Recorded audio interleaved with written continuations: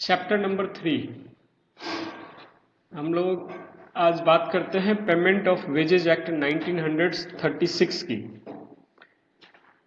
तो पहला क्वेश्चन है कि payment of wages act year is 1936। Chapter number 2 में जब जाते हैं हम लोग तो हम लोगों के पास जो एक्ट आया था उसका नाम था मिनिमम वेजेज एक्ट और वो ईयर था 1948। हम लोगों को याद है। ये दोनों चैप्टर के बीच में आपको डिफरेंस समझ में आना चाहिए। हम लोगों ने मिनिमम वेजेज एक्ट 1948 में बोला था कि जो स्पेसिफाइड इंडस्ट्रीज है उसके अंदर मिनिमम वेज तय होगा, कम से कम इतना मिलेगा। और अब हम लोग बात कर रहे हैं कि पेमेंट ऑफ वेजेस टाइमली मिलना चाहिए। वर्कर का जो वेज है वो उसका पेमेंट ऑन टाइम होना चाहिए। तो पहली बात ये कि ऑन टाइम होना चाहिए और दूसरी बात ये कि उसके वेज में से कोई अनऑथराइज्ड डिडक्शंस नहीं होने चाहिए। तो आपको टाइमली पेमेंट ऑफ वेजेस को मार्क कर लेना है एंड नो अनऑथराइज्ड डिडक्शंस को मार्क कर लेना है। हर चैप्टर का एक बेसिक्स है, उसका एक थीम है, क्यों बनाया गया एक्ट, उसका ऑब्जेक्टिव है। उसके ऑब्जेक्टिव्स को जब तक अपन सीखेंगे नहीं तो बाकी चैप्टर्स के अंदर क्या मैटर है उन सारी चीज़ों के ऊपर आप बहुत अच्छी पकड़ नहीं बना पाएंगे। तो ये एक्ट को बनाया गया है, इनेक्ट किया गया to regulate the payment of wages to the workers employed in कहाँ पे सर्टेन स्पेसिफाइड इंडस्ट्रीज। एक्ट हमारे को वो इंडस्ट्रीज की लिस्ट देगा और बताएगा कि कौन कौन से इंडस्ट्रीज हैं जिसको स्पेसिफाई किया गया है। सो गवर्नमेंट ने नोटिफाई करके उन सबों को किसको किसको इस एक्ट के प्रीव्यू में रखा है। तो दूसरी बात ये कि वेजेज जो मिले कैसे मिले, अनटाइमली नो, टाइमली, टाइम पे मिलना चाहिए। तो हम लोगों को ये भी फिक्स करना होगा कि क्या टाइम होगा उसका, किसको कहेंगे टाइमली, कब मिले तो टाइमली, लॉ ये बताएगा। और जो वेज मिले तो क्या उसमें से एम्प्लॉयर अपने मन से बहुत सारे डिडक्शंस करके कुछ पैसे एम्प्लॉय को दे दे, नहीं। उसमें से सिर्फ ऑथराइज डिडक्शंस अलाउड होने चाहिए। जो लीगल डिडक्शंस है, जो लॉ जिसके लिए प्रिस्क्राइब करता है, सिर्फ वही डिडक्शंस अलाउड होने चाहिए। उसके अलावा अगर कोई और डिडक्शंस हुआ तो उसको कहेंगे अनऑथराइज, और अनऑथराइज डिडक्शंस उसमें से बिल्कुल नहीं होने चाहिए। सो एप्लीकेशन, इस एक्ट का एप्लीकेशन किन लोगों के ऊपर है, किन वर्कर्स के ऊपर होगा, तो पर्सन्स एम्प्लॉयड इन फैक्ट्री। कहाँ पे, जो लोग फैक्ट्री में काम करते हैं उनके ऊपर payment of wages act apply करेगा। और इसके अलावा एक्ट कहता है कि इंडस्ट्रियल और अदर एस्टेब्लिशमेंट, तो इसको भी एक्ट डिफाइन करेगा। इंडस्ट्रियल और अदर एस्टेब्लिशमेंट को किसको किसको नोटिफाई किया है इस कैटेगरी में। थर्ड, और in a railway, so railway की जो फैक्ट्री होती है, रेलवे फैक्ट्री, सो रेलवे फैक्ट्रियों में भी जो वर्कर्स काम करते हैं उनके लिए भी ये एक्ट अप्लाई करेगा। तो हम लोगों ने समझ लिया कि ये किसके किसके ऊपर अप्लाई होगा, फैक्ट्री, नोटिफाइड इंडस्ट्रियल और other establishment and in railway factories. ये वर्कर्स यहाँ पे डायरेक्टली काम करते हो या थ्रू सब कॉन्ट्रैक्टर काम करते हो, इन बातों से कोई फर्क नहीं पड़ता। अब एक्ट का स्कोप है पूरे इंडिया के ऊपर, ये अप्लाई करेगा होल ऑफ इंडिया। 2012 में एक अमेंडमेंट आया था और उस अमेंडमेंट के थ्रू ये एक्ट ने स्पेसिफाई किया कि ये एक्ट सिर्फ उन्हीं वर्कर्स के ऊपर अप्लाई होगा जिसका वेज 18,000 पर मंथ तक है, अप टू 18,000 पर मंथ। तो हम लोगों ने खूब अच्छे से स्कोप याद रखा, होल ऑफ इंडिया, हम लोग पूरे इंडिया को देख पा रहे हैं। और इंडिया के अंदर किन किन के ऊपर, फैक्ट्रीज के ऊपर, नोटिफाइड इंडस्ट्रियल और अदर एस्टेब्लिशमेंट के ऊपर और रेलवे फैक्ट्री के ऊपर, इन तीन के ऊपर अप्लाई कर रहा है। और उसमें भी जो काम करने वाले वर्कर्स हैं उनका वेज सीलिंग बता रहा है अप टू 18,000। तो इन लोगों के ऊपर एक्ट अप्लाई कर रहा है। और एक्ट का ऑब्जेक्टिव क्या है, क्या इंश्योर करेगा? Timely payment, no unauthorised deductions. किसको कहेंगे नो अनऑथराइज्ड डिडक्शंस? एक्ट के अंदर स्पेसिफाई है सिर्फ वही अलाउड होगा, वही हमारा ऑथराइज्ड डिडक्शंस होगा। सो मैनर भी बताएगा और एक्ट उसको स्पेसिफाई भी करेगा।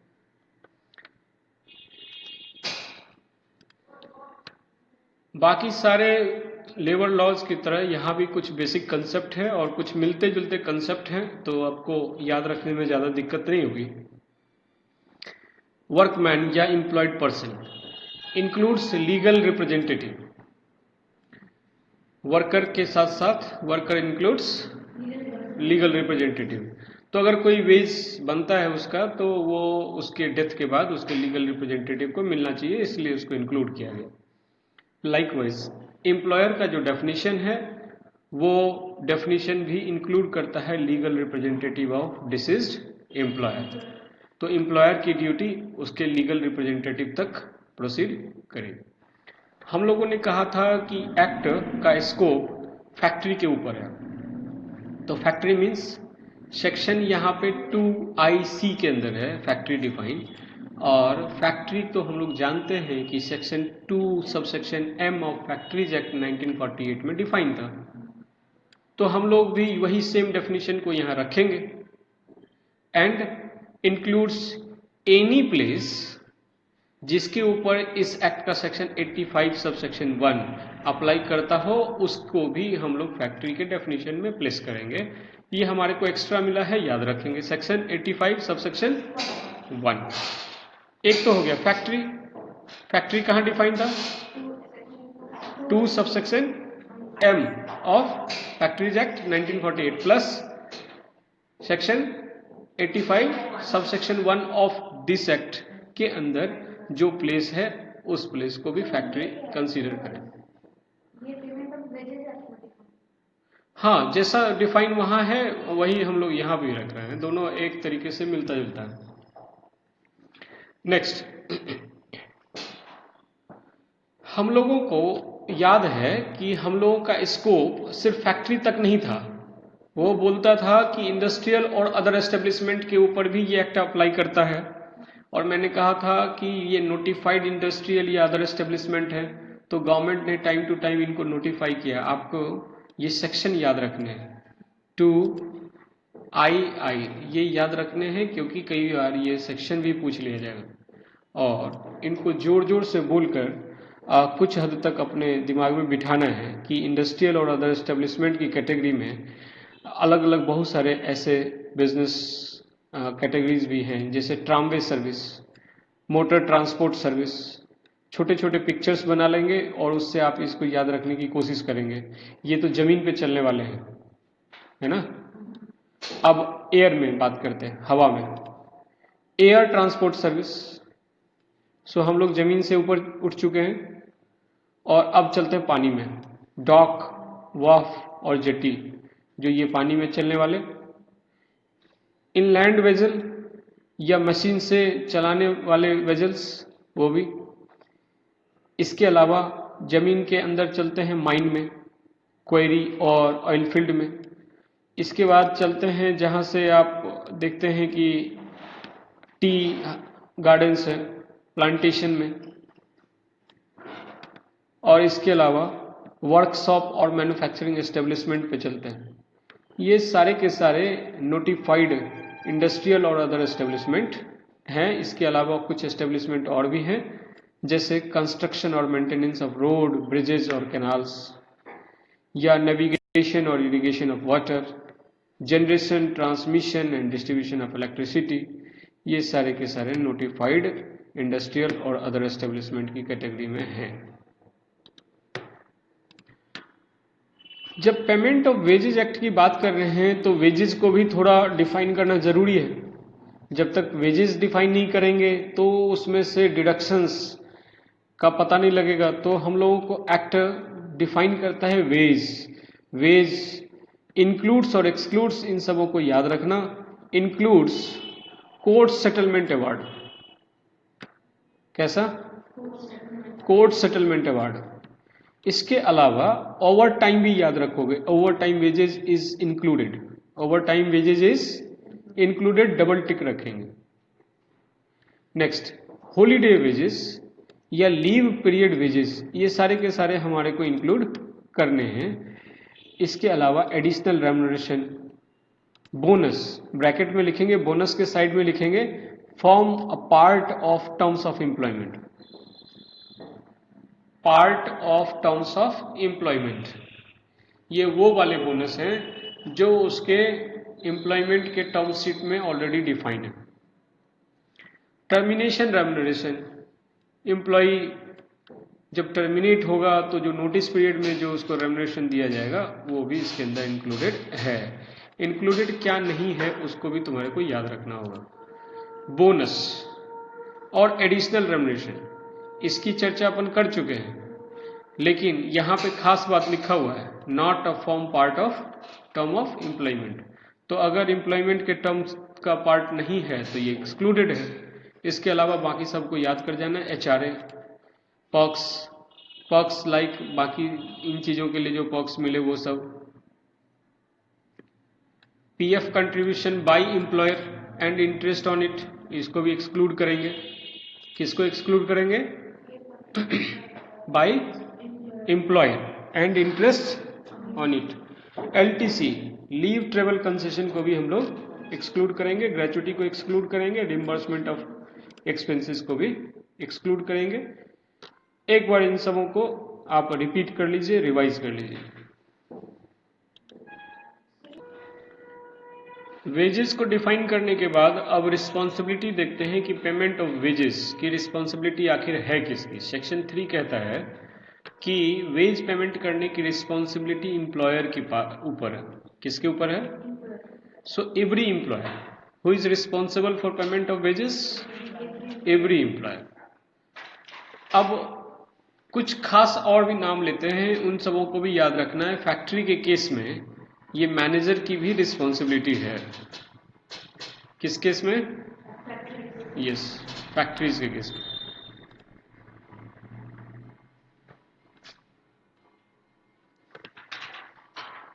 अगर मान लीजिए कि ये लोग नहीं है, आप इस किसी को आइडेंटिफाई नहीं कर पा रहे हैं कि कौन सा पर्सन एम्प्लॉयर है या कौन सा पर्सन मैनेजर है, तो ये अगर आइडेंटिफाइड नहीं है उस केस में जो person, so a person responsible to the employer for supervision and control, supervision and control word important है। जो भी एम्प्लॉय के ऊपर सुपरविजन और कंट्रोल रखता है वही पर्सन एम्प्लॉयर है। ठीक है, क्या इंपॉर्टेंट है? Supervision and control. एम्प्लॉय के ऊपर जो भी सुपरविजन और कंट्रोल रखता है वो पर्सन रिस्पॉन्सिबल है कि वो वेज पेमेंट करेगा।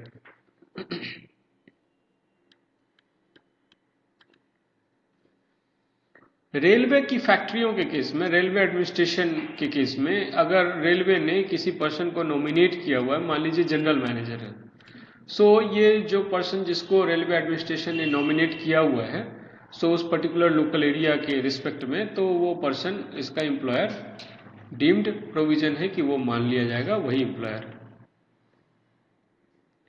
या person in charge, in case of persons worked in work of contractor, persons employed in work of contractor, तो कॉन्ट्रैक्टर के पास भी बहुत सारे वर्कर्स होते हैं जो काम करते हैं। So who is person in charge, contractor ने जिसको भी इंचार्ज बनाया हुआ है, that person will be deemed as employer. एक सिंपल बात पूरे में आपको दिखाई पड़ेगा और वो है सुपरविजन एंड कंट्रोल। इस सब जगह पे दिखाई पड़ेगा। जिसके सुपरविजन और जिसके कंट्रोल में एम्प्लॉय काम करता है, वो जो सुपरवाइज कर रहा है, जो कंट्रोल कर रहा है, वो पर्सन एम्प्लॉयर है। Person designated by employer as a person responsible for complying with the provisions of act, तो जो भी एक्ट के कंप्लाइंस को पूरा करने के लिए किसी को ऑथराइज किया हो, वो पर्सन डीम्ड कर लिया जाएगा कि वो एम्प्लॉयर है। Employer includes legal representative of the disease employer. ये हम लोगों ने डेफिनेशन में ही सीख लिया था। तो किसकी रिस्पॉन्सिबिलिटी है ये तो समझ गए कि कौन वेज पेमेंट करेगा। सेक्शन 4 कहता है कि पहले तो वेज का पीरियड फिक्स करो कि कितने दिनों पे वेज दोगे। सो सेक्शन 4 कहता है कि नो वेज शैल एक्सीड 1 मंथ, कि आप 1 महीने तक का जितना भी वेज बनता है वो आप पेमेंट कर देंगे। आप अपने मन से कहेंगे कि नहीं 2 महीने के बाद पेमेंट करेंगे, लॉ आपको अलाउ नहीं करता। सेक्शन 4 आपको रेस्ट्रिक्ट करता है कि आप 1 महीने का 1 दिन भी प्रोसीड नहीं कर सकते। मैक्सिमम वेज पीरियड 1 महीने तक का हो सकता है। आपसे क्वेश्चन पूछा जा सकता है क्या वेज पीरियड 15 डेज का हो सकता है, आप कहेंगे यस। ये कहता है no wage period shall exceed 1 month. तो अगर आपसे पूछा जाए कि क्या वेज पीरियड 7 डेज का हो सकता है तो आप कहेंगे यस इट मे बी। आपसे पूछा जाए क्या वेज पीरियड 1 मंथ 1 डे का हो सकता है तो आप कहेंगे no, section 4 does not allow. So section 4 provides कि no wage period shall exceed 1 month. So maximum wage period is equal to 1 month.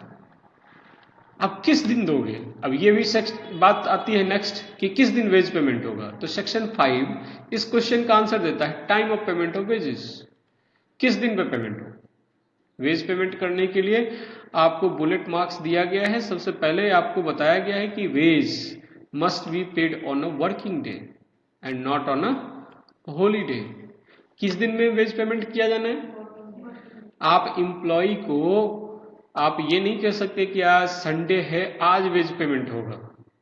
वो वेज लेने के लिए घर से संडे को नहीं आएगा, आज उसका हॉलीडे है, वो घर पे आज छुट्टी बिताएगा। आपको उसको वेज देना है तो किस दिन देना है, वर्किंग डे में। ओके, एक बात बिल्कुल पक्की पक्की होगी कि वर्किंग डे में ही उसको वेज मिलना है। ठीक है, नेक्स्ट। अब हम लोग कहते हैं कि रेलवे फैक्ट्री के केस में या इंडस्ट्रियल और अदर एस्टेब्लिशमेंट के केस में अगर आपको नंबर बोलूंगा याद रखना है, less than 1000 persons are working या एम्प्लॉयड। कितने लोग काम कर रहे हैं फैक्ट्री में, हाँ मान लेते हैं 700 लोग काम कर रहे हैं तो ये है लेस देन 1000। मान लेते हैं कि 995 वर्कर्स काम कर रहे हैं तो कितने लोग काम कर रहे हैं, लेस देन 1000। तो वेज पेमेंट किस दिन होगा, 1000 होगा प्रॉपर पे तो पॉइंट नंबर 2 पे बात करेंगे।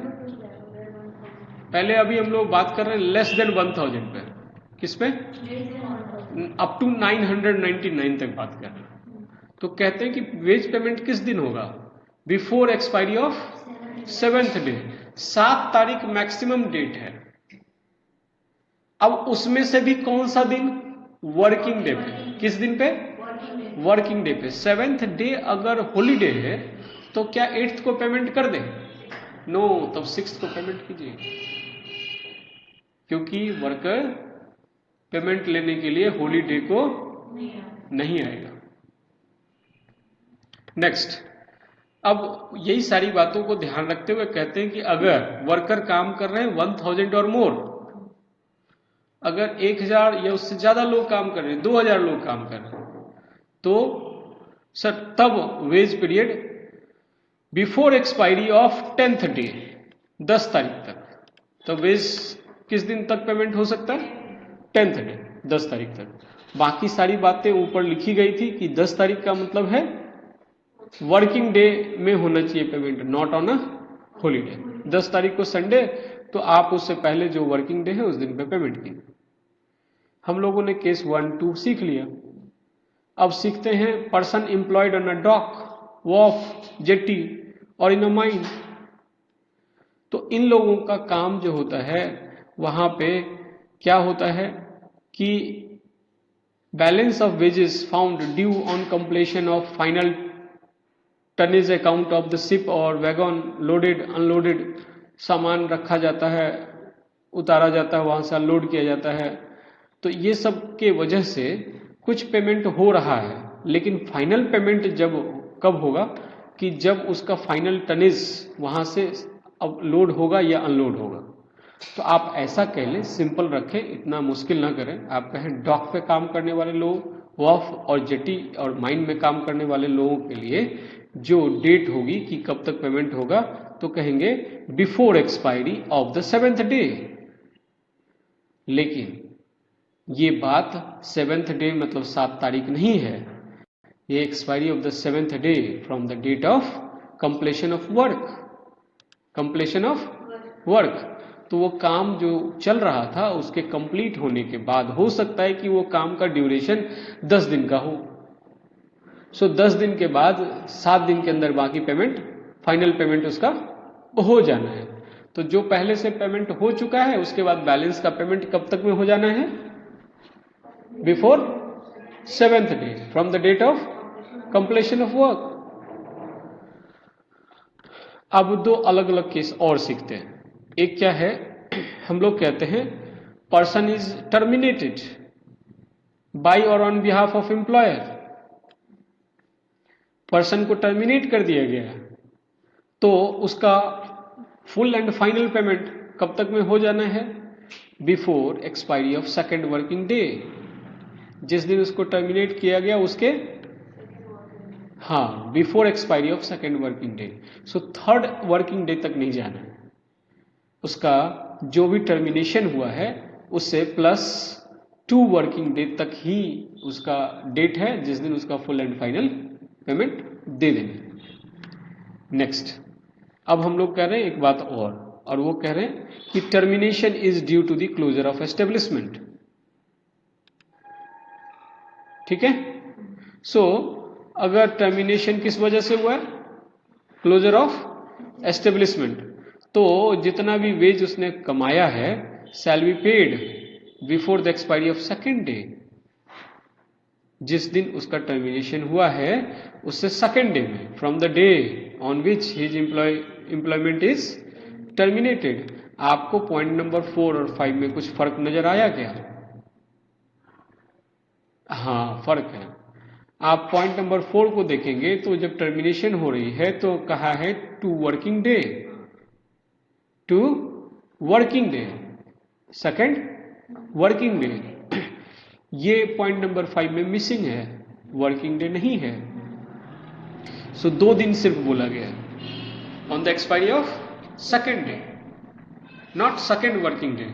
आप ये बात वहां पे पॉइंट नंबर 5 की साइड में लिख लीजिए, वर्किंग डे लिखकर कट कर दीजिए वो, सो दैट कि आपको याद रहे कि वर्किंग डे इसमें नहीं है।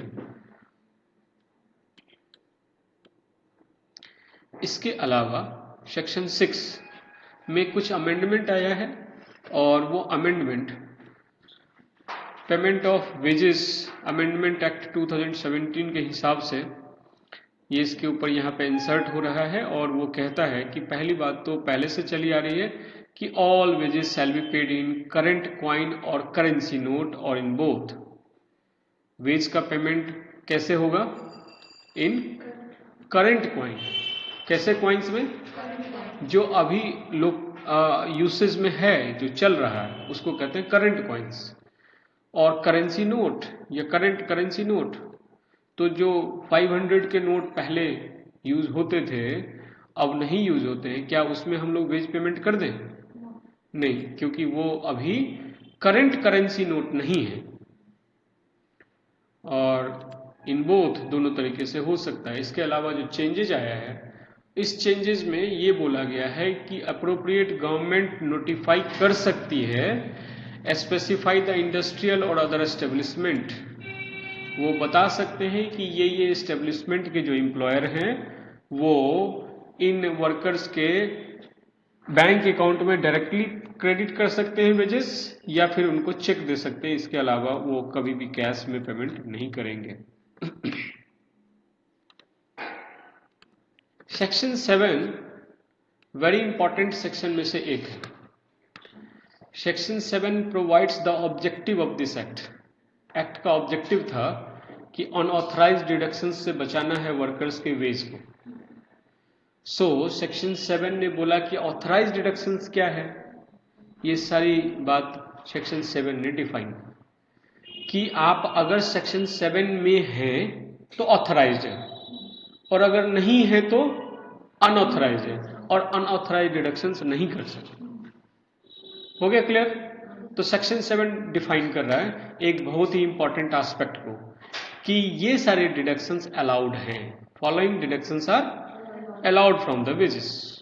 हम लोग इनको लीगल डिडक्शंस कहेंगे, ऑथराइज डिडक्शंस कहेंगे। तो क्या क्या है, एक और लिस्ट पढ़ लेते हैं। Fines, absent from duty, damage to और loss of goods, housing accommodation and amenities, recovery of advances or adjustment of overpayment of wages, recovery of loan made from any fund, made from any welfare fund, you can say, subscriptions to and for repayment of advances from any provident fund, income tax, payment to cooperative societies or a scheme of insurance maintained by Indian Post Office, और इसके अलावा deductions with written authorisation of employ for payment of LIC insurance premium और purchase of securities. ये सारे के सारे authorise deductions. तो इतने से बात नहीं समझ में आ रही है कि फाइन मतलब किस तरह का फाइन। हम लोगों को एक एक करके एक्ट बताएगा कि फाइन तो किस तरह का फाइन, इतना वेग नहीं रखेगा एक्ट, हम लोगों को एक एक करके बताता जाएगा। तो पहले तो लिस्ट बताया उसने और साथ में एक थ्रेश होल्ड दिया, कहा कि अगर वेज 100 रुपीज किसी का, मान लेते हैं सपोज, तो total amount of deductions in any month, किसी भी मंथ में 75% से ज्यादा नहीं हो सकता for cooperative society. Cooperative society के केस में कितना डिडक्शंस मैक्सिमम हो सकता है? हाँ, ये इससे ज्यादा नहीं हो सकता, ये थ्रेश होल्ड है। तो कहने का मतलब 25 रुपये तो आपको वर्कर को पेमेंट करना ही होगा, वेज देना ही होगा, और इन अदर केसेस 50% से ज्यादा डिडक्शंस आप नहीं कर सकते। नेक्स्ट बात कहता है कि बाकी जो बचे उसका क्या, remaining amount can be recovered in the manner as prescribed by the act. तो बाकी पेमेंट कितना रह गया, बाकी पेमेंट 25% और बाकी पेमेंट 50% रह गया। इसको लॉ बताता है कि किस तरीके से उसकी रिकवरी की जा सकती है। ओके, सेक्शन 7 को एक्सप्लेन करते हैं एक एक करके, और द मोस्ट इंपॉर्टेंट सेक्शन 7 का एक्सप्लेनेशन के रूप में आता है सेक्शन 8। उसका पहला पॉइंट डिस्क्राइब करता है। उसने कहा था कि पहला जो अलाउड डिडक्शंस है वो है फाइन के रूप में। किस रूप में? फाइन को जरा हम लोग डिटेल में समझ लेते हैं कि किस तरह का फाइन अलाउड होगा और किस तरह का फाइन अलाउड नहीं होगा डिडक्शंस में। सो किन किन तरह के फाइन आप इंपोज कर सकते हैं किसी एम्प्लॉय के ऊपर, तो ये एक्ट और ओमिशंस की वजह से होगा। कोई काम नहीं कर पाया या कुछ काम उससे छूट गया जिसके वजह से कोई फाइन आप उसके ऊपर इंपोज करेंगे। जो ऑर्डर वो ओबे नहीं किया या ओबे करने में उसने गलत किया, उसके वजह से जो नुकसान होगा उसके लिए आप फाइन। लेकिन इस तरह के सारे फाइन को आपको जो अथॉरिटी है और जो गवर्नमेंट का प्रीवियस अप्रूवल लेना पड़ेगा कि ये सारे फाइन हम लोग इंपोज कर सकते हैं। तो जब तक गवर्नमेंट अथॉरिटी इसको अलाउड नहीं करे, जब तक कि आपको कमिश्नर का ऑफिस से आप उसके ऊपर सैंक्शन न लगवा लें कि आप अपने फैक्ट्री के अंदर किन किन बातों को फाइन के रूप में रखेंगे, तब तक आप फाइन इंपोज नहीं कर सकते। राइट? सो फाइन पहले अप्रूव करवाना है, किससे? प्रेस्क्राइब्ड अथॉरिटी से। बोलने से ये हम लोगों को समझना है कि ये लेबर कमिश्नर का ऑफिस है जिससे हम लोगों को फाइन अप्रूव करवाना। ओके, एक बात। दूसरी बात, इन सबों को एक नोटिस के रूप में जो फैक्ट्री का गेट है और जो नोटिस बोर्ड है उसके ऊपर लगाना है, सो दैट कि एम्प्लॉय को, वर्कर्स को मालूम हो कि ये चीज एक्ट और ओमिशंस में आएगा और इसके लिए ये फाइन है ना। पहले तो उसको पता होना चाहिए। आप फाइन कैसे इंपोज कर सकते बिना आप उसको बताए हुए? तो आपने पहले तो गवर्नमेंट से ऑथराइज लिया, अप्रूवल लिया, और उसको किसको बताया? वर्कर्स को। कैसे बताया? नोटिस के थ्रू। आपने नोटिस लगाया है नोटिस बोर्ड पे और आपने प्रोमिनेंट प्लेसेस पे नोटिस प्लेस किया हुआ है। ओके, थर्ड, अब प्रोसीजर में चलते हैं। एम्प्लॉयर अपने मन से कोई इंपोज कर सकता है क्या फाइन? नहीं, until he has been given an opportunity of being heard. जब तक कि उसको एक शो कॉज नोटिस इशू ना किया जाए और उसकी बातों को ना सुना जाएगा, मतलब बोलने से जो लॉ का प्रोसीजर है उसको फॉलो नहीं किया जाएगा, तब तक फाइन इंपोज नहीं कर सकते। आप पहले शो कॉज नोटिस इशू करेंगे वर्कर्स को, आप पूछेंगे कि आपने आपको ये बात बताइए, अदरवाइज हम क्यों नहीं आपके ऊपर फाइन इंपोज कर दें। अगर वो अपनी बात रखता है और जस्टिफाइड होगा तो फाइन इंपोज नहीं होगा, और अगर नहीं बता पाएगा तो फाइन इंपोज होगा, है ना।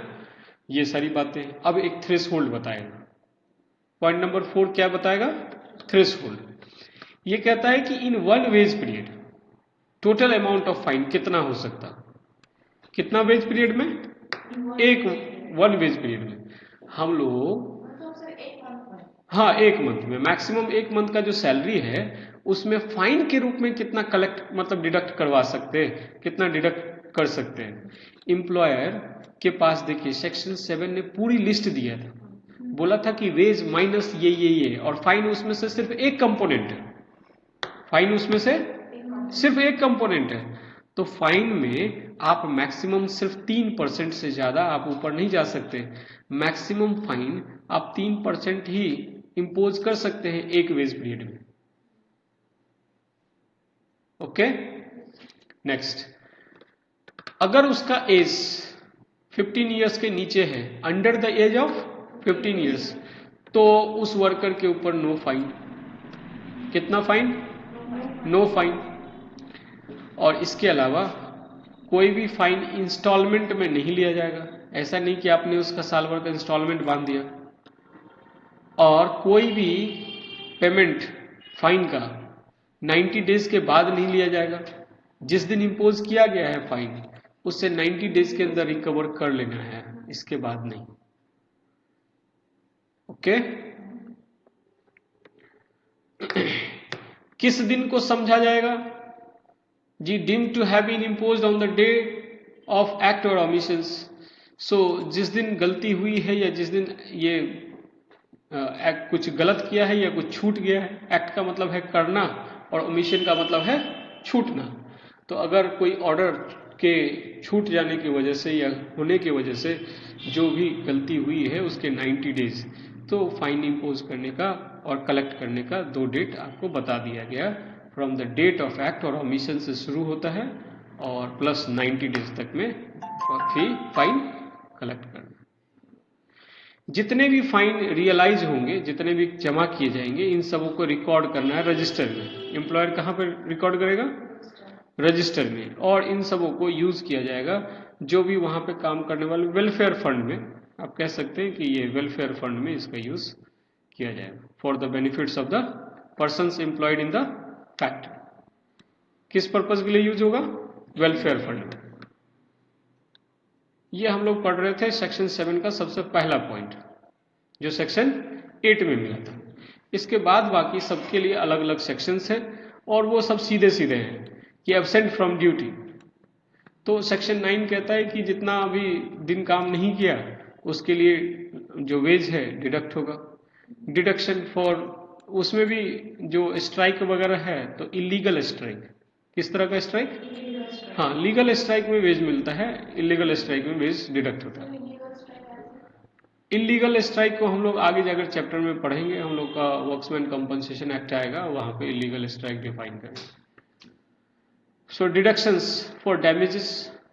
सो जो कोई ऑर्डर दिया होगा एम्प्लॉयर ने और उसके ऑर्डर को नहीं फॉलो करने की वजह से नेग्लेक्ट या default of the employee, opportunity of being heard देने के बाद जो कुछ भी उसका नुकसान हुआ है, डैमेजेस और लॉस, वो डिडक्ट हो सकता है। सेक्शन 10 इसके बारे में डिफाइन करता है। Deductions for services rendered for HRA, house accommodation अगर कुछ दिया गया है तो उसके बदले जितना उसका वैल्यू बनता है उसके वेज से डिडक्ट होगा। कोई एडवांस दिया गया है तो उसमें से जो एक सर्टेन अमाउंट हर मंथ डिडक्ट हो सकता है। कोई लोन वगैरह लिया है तो लोन का प्रिंसिपल अमाउंट और उसके ऊपर इंटरेस्ट वगैरह ये डिडक्ट हो सकता है। अगर कोई उसने इंश्योरेंस स्कीम वगैरह में पार्टिसिपेट किया हुआ है तो उसका प्रीमियम वगैरह डिडक्ट हो सकता है। Section 13 sub section A insert किया गया है maintenance of records and registers के लिए। एम्प्लॉयर का काम है कि वो रजिस्टर मेंटेन करे कि इस वर्कर को कितना वेज दिया गया है, उसमें से क्या डिडक्शंस अलाउड डिडक्शंस उसने किया है, और जो फाइनल उसका पेमेंट दिया है उसका रिसीट भी वो साइन कराएगा या रिसीट जो इशू किया है उन सबों का डिटेल लिखेगा। तो एक रजिस्टर मेंटेन होगा जिसमें वेज रजिस्टर होगा। और हर रजिस्टर का प्रिजर्वेशन का आपको याद रखना है, बहुत इंपॉर्टेंट। इसको प्रिजर्व करना है for a period of 3 years after the date of last entry made. जो उस रजिस्टर में एंट्री हुई है लास्ट में, सबसे लास्ट में, उसके बाद 3 साल तक इसको सुरक्षित रखना है। कभी भी इंस्पेक्टर आके इसका इंस्पेक्शन कर सकता है या लेबर ऑफिस तो उसको कॉल कर सकता है या कभी भी कोर्ट में इसको रखा जा सकता है। एडमिनिस्ट्रेशन एक्ट बनाया गया, इसका ऑब्जेक्टिव रखा गया, ऑब्जेक्टिव को डिफाइन किया गया। क्या ऑब्जेक्टिव अडियर किया जा रहा है एम्प्लॉयर के थ्रू कि नहीं, इसको देखने के लिए एक्ट ने अपना एडमिनिस्ट्रेटर बिठाया है। बोला है कि ये लोग हैं जो इस चीज को इंश्योर करेंगे। वो कौन है? वो इंस्पेक्टर है। Inspector, appointment of inspectors for factories के लिए फैक्ट्रीज एक्ट के हिसाब से, रेलवे के केस में सेंट्रल गवर्नमेंट, और बाकी जो अदर है उन सबों में स्टेट गवर्नमेंट, अप्रोप्रिएट गवर्नमेंट जो जिस एस्टेब्लिशमेंट के अंदर आता है वो गवर्नमेंट इसके लिए इंस्पेक्टर अपॉइंट करेगा। इंस्पेक्टर का रोल क्या होगा? वो इंश्योर करेगा कि एक्ट कंप्लाई हो रहा है कि नहीं। एग्जामिन करना, फैक्ट्री के अंदर आएगा और वर्कर्स से कब पेमेंट हो रहा है वेज रजिस्टर चेक करेगा। Inspect, search in premises, supervise the payment of wages required by written authorisation. Register and records मंगा सकता है, किसी भी रजिस्टर को, कुछ कॉपीज को, डॉक्यूमेंट को सीज कर सकता है, और भी इसके पास जो कुछ पावर्स हैं वो सारे पावर्स यूज कर सकता है। वो पब्लिक सर्वेंट माना जाएगा इंडियन पिनल कोड के हिसाब से। Inspector is considered as a public servant under Indian penal code. So public servant. एक सेक्शन 15 आया और सेक्शन 15 कहता है कि क्या हमेशा जो क्लेम है डिडक्शंस का, वो क्लेम सही ही होता है या कोई गलत क्लेम भी हो सकता है। So claim arising out of deductions from wages और delay in payment of wages and penalty for malicious और वैक्सियस क्लेम्स। सो अगर कभी एम्प्लॉय गलत क्लेम कि उसके पेमेंट, उसके जो वेज है उसमें से गलत डिडक्शंस हुआ है या उसको उस टाइम से पेमेंट नहीं किया गया है, अगर उसका क्लेम झूठा है, अगर उसका क्लेम मैलिशियस है, कंपनी को बदनाम करने के लिए, ऑर्गेनाइजेशन के को बैड रेपुटेशन देने के लिए, तो इस तरीके में सेक्शन 15 उसके लिए कुछ पेनल्टीज की बात करेगा। ये हम लोग आगे जाकर बात करेंगे। अब अथॉरिटीज, जुडिशियल अथॉरिटीज की बात करते हैं कि अगर किसी एम्प्लॉय को ऐसा लगता है कि उसका वेज में से अनऑथराइज्ड डिडक्शन हुआ है या उसको लगता है कि उसका पेमेंट टाइमली नहीं हुआ है, तो वो किसको अप्रोच करे? किसको अप्रोच करेगा? अथॉरिटीज को। किसके पास जाएगा? Yes, authorities. सो अथॉरिटीज कौन हो सकता है? आप पहले भी पढ़ के आ चुके हैं, ये लेबर कमिश्नर होता है। So any commissioner for workmen compensation act के हिसाब से रीजनल लेबर कमिश्नर हो सकता है, असिस्टेंट लेबर कमिश्नर हो सकता है with at least 2 years of experience, या state government not below the rank of assistant labour commissioner with 2 years of experience किसी दूसरे ऑफिसर को भी अपॉइंट कर सकता है।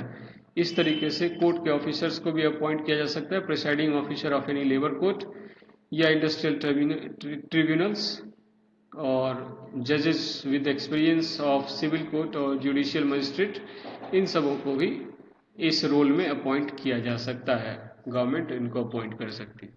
तो ये तो पता लग गया कि जुडिशियल अथॉरिटीज कौन है और किन के पास अप्रोच करना है। मुझे वेज जो मिला है वो वेज पीरियड टाइम पे नहीं मिला। वेज मेरे वेज में से अनऑथराइज डिडक्शन हुआ है, तो मुझे जाना कहाँ है ये तो पता लग गया। कहाँ जाना है? लेबर कमिश्नर के ऑफिस में जाना है। ओके, और कैसे अप्रोच करना है उनको? तो एप्लीकेशन लगाना है। उनको बतानी पड़ेगी बात कि हमारे वेज में से अनऑथराइज डिडक्शन हुआ है। तो कौन ये बात बताने के लिए जाएगा? ये एप्लीकेशन कौन अप्लाई कर सकता है? तो ये सारे आंसर्स आपको याद रखने हैं। पर्सन हिमसेल्फ, वर्कर खुद जा सकता है, थ्रू लीगल प्रैक्टिशनर अपने किसी लॉयर के थ्रू जा सकता है, official of a registered trade union, underline करके रखना रजिस्टर्ड वर्ड को। रजिस्टर्ड नहीं है ट्रेड यूनियन तो वो हमारे इस सेक्शन के अंदर नहीं है। So official of a registered trade union, so उसको ऑथराइजेशन देना होगा in writing to act on his behalf, कि वो उस वर्कर के बिहाफ पे जाकर लेबर ऑफिस में रिप्रेजेंट करें। या गवर्नमेंट के तरफ से इंस्पेक्टर भी इस बात को रख सकता है, या फिर कोर्ट के परमिशन से या लेबर कमिश्नर के ऑफिस के परमिशन से कोई भी person, any other person with permission of authority. इन सबों को याद रखना है। कब तक अप्लाई कर सकते हैं? What is the time limit for presentation of application? Sir simple है, एक लाइन का आंसर है, within 12 months from the date on which deductions from the wages was made. कब तक में अप्लाई कर सकते हैं? कॉज ऑफ एक्शन से 12 मंथ्स। कॉज ऑफ एक्शन समझ रहे हैं? डिडक्शंस हुआ है तो अनऑथराइज डिडक्शंस हुआ है जिस दिन, तो वहां से 12 months. So 12 months from the date. अब अगर मान लेते हैं कि अप्लाई करने का टाइम निकल गया 12 मंथ्स, तब तो आप कमिश्नर ऑफिस को प्रे करें, और अगर उसको लगता है कि सफिशिएंट काउज है, उसको क्या लगेगा? सफिशिएंट काउज है, तो एक्सटेंशन ऑफ टाइम दे सकता है। 12 मंथ्स को एक्सीड कर सकता है, बट उसको लगना चाहिए कि ये सफिशिएंट काउज। अब प्रोसीजर शुरू होगा। जैसे ही एम्प्लॉई एप्लीकेशन देगा और उसके एप्लीकेशन को एक्सेप्ट किया जाएगा ऑफिस में, उसके बाद लेबर कमिश्नर का ऑफिस एम्प्लॉयर को एक शो कॉज नोटिस इशू करेगा। क्या इशू करेगा? शो कॉज नोटिस, और उसको एक अपॉर्चुनिटी ऑफ बीइंग हर्ड देगा। उसकी हियरिंग होगी, एक डेट फिक्स किया जाएगा और उस दिन उसको बुलाया जाएगा। उसके अगेंस्ट में ये एलिगेशन रिसीव किया गया है, ये बात उसको बताया जाएगा कि ये पर्टिकुलर पर्सन से आपके अगेंस्ट में इतने ये एलिगेशंस रिसीव किए गए हैं। आपको अपनी सफाई में क्या बताना है, आप आकर या तो रिटर्न में बताइए, आकर ऑफिस में बताइए। इस पर्टिकुलर डेट पे हियरिंग होगी। सो बोथ पार्टीज को उस दिन बुलाया गया। ठीक है। और authority means judicial authority shall hear, इन दोनों की बातों को सुनेगा, अपॉर्चुनिटी ऑफ बीइंग हर्ड देगा, और उसके बाद वो अगर लगता है कि एम्प्लॉयर ने गलत किया है, अनऑथराइज डिडक्शंस किया है, या उसको टाइमली पेमेंट नहीं किया है, तो उसको ऑर्डर इशू करेगा। क्या करेगा उसको? हाँ, ऑर्डर इशू करेगा। तो अब हमारे पास दो बातें हैं। सो दो बातें इसमें से है, या तो अनऑथराइज डिडक्शन हुआ है, ये है पॉइंट नंबर 1, इसको मार्क कर लेंगे, या फिर अनड्यू डिले, वेज का जो पेमेंट किया गया है वो टाइम पे नहीं किया गया है। ये दो रीजन अलग अलग हो सकते हैं। अब दोनों रीजन के लिए अलग अलग तरह की फाइन पेनल्टी बताई गई है, उनको ध्यान रखना है। तो अथॉरिटी में direct the refund of the deductions, जो भी उसने अनऑथराइज डिडक्शंस किए हैं वो कहेगा एम्प्लॉयर को कि आप इनको रिफंड कर दीजिए। और अनड्यू अगर डिले हुआ है तो जितना दिन तक लेट किया उसने, तो उसके ऊपर कंपनसेशन भी उसको साथ में चार्ज करना होगा, मतलब इतना पेमेंट करना होगा क्योंकि अगर उसने 3 महीने तक पैसे उसको नहीं दिए तो 3 महीने तक उसने उसके ऊपर इंटरेस्ट कुछ कमाया होगा, तो ये कंपनसेशन के रूप में दूसरी पार्टी को वो प्रोवाइड करेगा, तो कंपनसेशन देगा। तो कितना compensation? Compensation not exceeding 10 times.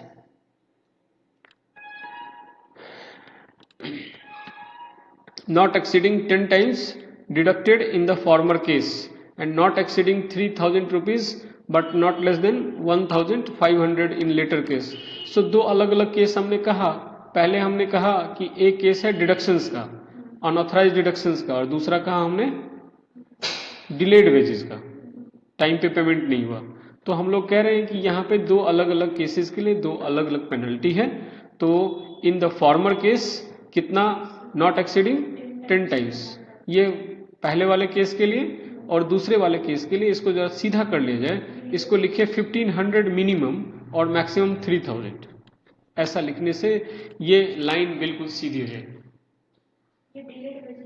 हाँ, डिलेड वेजेस के लिए मिनिमम कितना?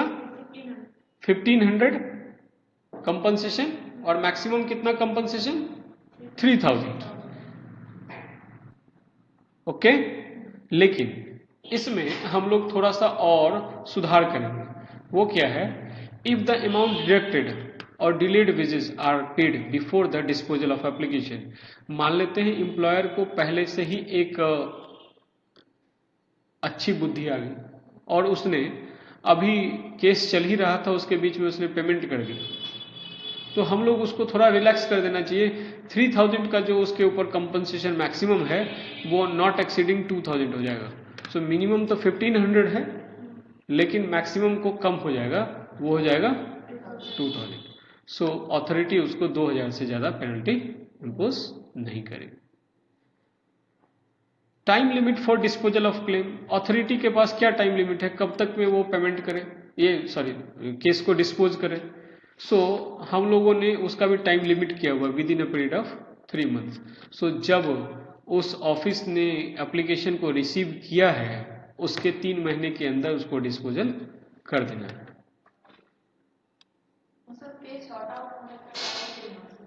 हाँ, राइट, केस सॉर्ट आउट होने का ही टाइम 3 मंथ्स है, अदरवाइज तो कब तक चलता रहेगा मालूम नहीं पड़ेगा। तो इसीलिए टाइम बॉन्ड उसको रेमिडी दिया गया है। बोला गया है कि आप जब भी आएंगे तो 3 महीने के अंदर आपका केस डिस्पोज कर दिया जाए। कंपनसेशन नहीं मिलेगा in case of a bona fide dispute. हमेशा एम्प्लॉई ठीक हो और एम्प्लॉयर गलत हो ऐसा जरूरी नहीं है। सो कभी कभी केस बोनाफाइड भी हो सकता है। अगर बोनाफाइड डिस्प्यूट है तो एम्प्लॉयर कोई कंपनसेशन पेमेंट नहीं करेगा। तो ये सारी बातें बोनाफाइड, तो ये बातों को हम लोग सेटिस्फाइड अगर होता है अथॉरिटी तो कहेंगे कि बोनाफाइड है और इसमें कंपनसेशन पेमेंट नहीं होगा। बोनाफाइड एरर और bona fide dispute as to the amount payable to the employed person, authority check करेगा, देखेगा और वो तय करेगा कि एक्चुअली ये एरर बोनाफाइड एरर है। दो तरह का इंटेंशन होता है, मेलाफाइड इंटेंशन और बोनाफाइड इंटेंशन। तो आपको गलत करने का आप इंटेंशन नहीं है तो ये बोनाफाइड इंटेंशन। मिस्टेक किसी से हो सकता है, माइट भी कि उसका डिडक्शंस थोड़ा ज़्यादा हो गया हो और उस चीज़ को मानने को तैयार है, अगर उसको बताया गया तो मानने को तैयार हो जाए तो ये बोनाफाइड इंटेंशन है। लेकिन अगर मेलाफाइड इंटेंशन का मतलब है कि वो जानबूझकर ऐसा कर रहा है, इंटेंशनली ऐसी गलत बात कर रहा है, गलत काम कर रहा है, तब वो केस पेनल्टी का है, कंपनसेशन का है। लेकिन यहाँ पे bona fide intention, bona fide error, bona fide dispute है। कभी एम्प्लॉयर की भी कोई ऐसी बात हो सकती है जो जस्टिफाइड हो, बोनाफाइड डिस्प्यूट हो सकता है, राइज हो सकता है। अकरेंस ऑफ इमरजेंसी, कोई कोई एक्सेप्शनल सर्कमस्टांसेज होता है जब एम्प्लॉयर के पास पैसा नहीं है, जेन्युइनली उसके पास पैसा नहीं है, वो पेमेंट नहीं कर पाया, 2-3 दिन लेट हो गया, तो एग्जिस्टेंस ऑफ एक्सेप्शनल सर्कमस्टांसेस ऐसा हो सकता है। The person responsible for the payment of wages was unable. So cash crunch चल रहा था, फिनांस का क्रंच चल रहा था, वो अपनी पूरी कोशिश किया in spite of exercising reasonable diligence. Third, failure of the employed person to apply for और एक्सेप्ट पेमेंट। तो अगर पेमेंट एक्सेप्ट नहीं करेगा वर्कर, तो ये गलती एम्प्लॉय की है, ना कि employer.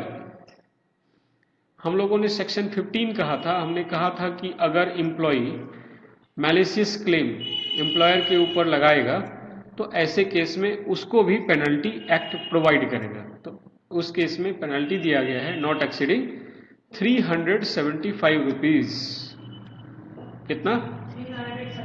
Yes, 375 rupees to be paid to the employer. ऐसे में वो एम्प्लॉयर को पेमेंट करेगा।